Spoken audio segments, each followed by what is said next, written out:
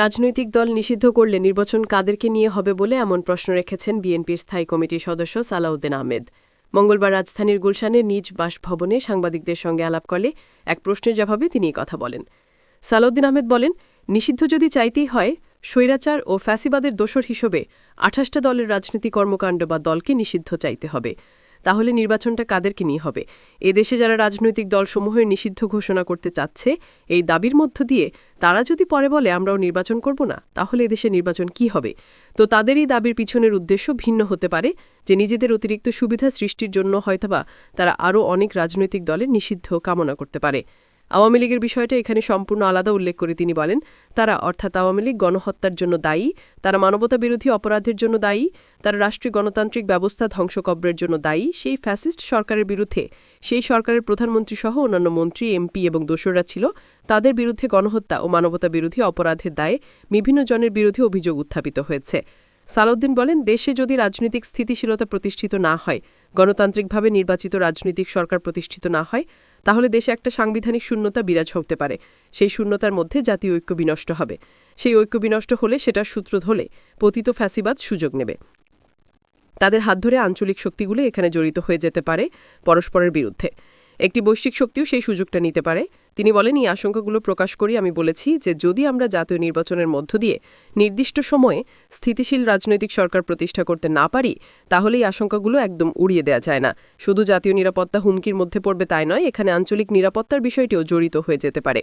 বিএনপির এই স্থায়ী কমিটির সদস্য বলেন, আদালতে মামলা দায়ের হয়েছে, আরও হবে, বিচার চলছে, এবং রাজনৈতিক দল হিসেবে আওয়ামী লীগের বিচার আমরা সর্বপ্রথম দাবি করেছিলাম।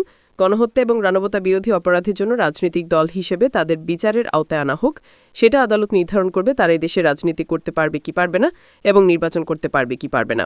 সেই প্রক্রিয়া যদি আরও কোনো রাজনৈতিক দলের বিরুদ্ধে সে অভিযোগ থাকে, সেটা আদালতে উত্থাপন করা যেতে পারে। আইন আগে ছিল না, এখন তো সংশোধিত হয়েছে। এটা আমাদের এখনকার বক্তব্য নয়, আগেই অবস্থান। তিনি বলেন, আমরা আলোচনায় যাচ্ছি, আগামীকালও আলোচনা হবে। আলোচনার প্রেক্ষিতে যারা কিছু প্রস্তাব দেয়ার আমরা ওখানে দেব বা আলোচনা করব। আমরা নীতি ঠিক করেছি যে এমন কোনো প্রক্রিয়াকে আমরা উৎসাহিত করব না, যেমন স্পেশাল কনস্টিটিউশনাল অর্ডার বা এক্সট্রা কোনো স্টেশন অর্ডার, যাই হোক, যেই প্রক্রিয়াটা বিদ্যমান সংবিধান বহাল থাকা সত্ত্বেও আবার অনুমোদিত হবে। তাহলে একটা খারাপ নজির সৃষ্টি হবে। কারণ ২-৫ বছর পরে একই প্রক্রিয়ায় যদি আরও কোনো দল যদি আবার এভাবেই সংবিধান সংশোধিত হোক, তাহলে সংসদেরও প্রয়োজন হবে না, দেশে বিদ্যমান সংবিধানেরও কোনো মূল্য থাকবে না। সেটাতে একটা অরাজকতা সৃষ্টির জন্য আমরা একটা পথ খুলে যাব, সেটা আমরা চাই না। সালাউদ্দিন আহমেদ বলেন, আমরা আহ্বান করছি এই সংস্কার প্রস্তাবগুলো, সংবিধান সংক্রান্ত যেগুলো আছে, ওগুলো বাদে বাকি সকল কিছুই এই সরকার এখনই বাস্তবায়ন করতে পারবে এবং করে যাচ্ছে। হয়তো তারা সম্পূর্ণ করতে পারবে না, অথবা অনিষ্পন্ন বা সম্পন্ন থাকবে, সেটা পরবর্তী সরকার করবে, যার জন্য সংবিধান সংশোধনের প্রয়োজন নাই। কিন্তু সংবিধান সংশোধনের জন্য যে সমস্ত প্রস্তাবগুলোতে আমরা একমত হচ্ছি, কিছু কিছু বিষয় নোট অফ ডিসেন্ট সহ, সেই বিষয়গুলো সংশোধনের জন্য গ্রহণ করার জন্য একমাত্র উপযুক্ত ফোরাম হচ্ছে জাতীয় সংসদ। তিনি বলেন, আমি ওখানে আমার বক্তব্য দিয়েছি। আমি বলেছি, আমি নিজস্ব ব্যক্তিগত উদ্যোগ নেন, আপনি ছোট ছোট মিটিং করে দলসমূহের সঙ্গে আলাপ করেন, আপনি একটা উপায় বের করেন, সেই উদ্যোগের ফলে আপনি সফল হবেন, সেটা আমরা বিশ্বাস করি। আমি বলেছি সবার প্রত্যাশা থাকতে পারে, কিন্তু আমাদের বিশ্বাস আছে। দ্বিতীয়ত হচ্ছে, আমরা সুপ্রিম কোর্টের কাছে মতামত নিতে বলেছি যে এই সংশোধনীগুলো সংবিধানের আমরা জাতীয় সংসদ ছাড়া অন্য কোনোভাবে এখনই করার জন্য কোনো উপায় আছে কিনা। তৃতীয় প্রস্তাব বলেছি, যদি আলাপ আলোচনার মধ্য দিয়ে আরও কোনো বৈধ পন্থা বের করি, যেটা আমাদের জন্য ইতিহাসে খারাপ নজির স্থাপিত বলে মনে হবে, ভবিষ্যতের জন্য জাতীয় সংকট সৃষ্টি হবে বলে মনে হবে, সেই পন্থা আমরা অবলম্বন করতে পারি। কি কি পন্থা হতে পারে সেটা হয়তো আমরা আলোচনার মধ্য দিয়ে বের করতে পারব। সেই আলোচনা অব্যাহত আছে।